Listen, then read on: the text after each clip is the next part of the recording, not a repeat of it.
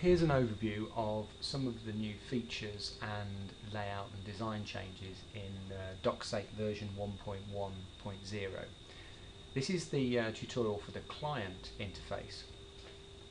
Now you can see here on screen, this is the new look of the client interface.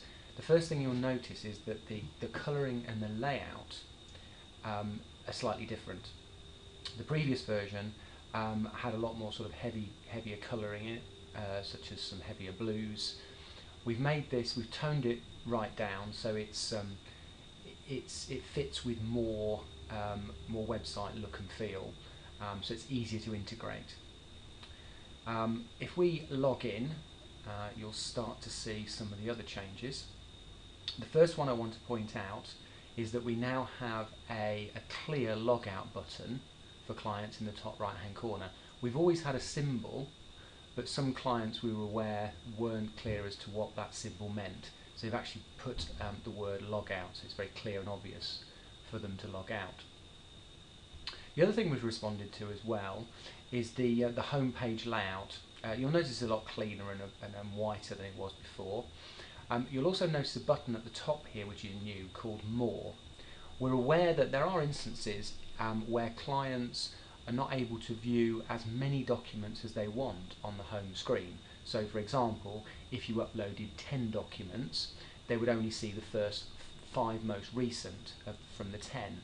So what we've done is we've offered this button which will, when clicked, if I click it now, will display more recent documents, so the client doesn't have to traditionally go back through the folder structure to find, or even use the search bar at the top to find any other documents. So by using More, they can see more of the more recent documents that have been placed up there. The same will apply, and does apply, if there are any documents in the documents requiring approval column as well, which traditionally had 3, and the More option there will display even more documents should you have more than 3 outstanding at one time. So that's the More button, and we've covered the colouring and layout. We've also laid out the folders slightly differently. You'll see here that the folders are now in, the top level folders anyway, are in the centre of the screen. So this aids the display and allows you, it makes it much easier for people to see more and more folders at the top level. You'll notice if I click through that the actual layout is the same as it was before when you go beneath that top level, but going back you'll see that the documents are all listed there.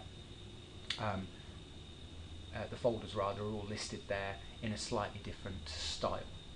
So let's go back to the dashboard. So we've covered those.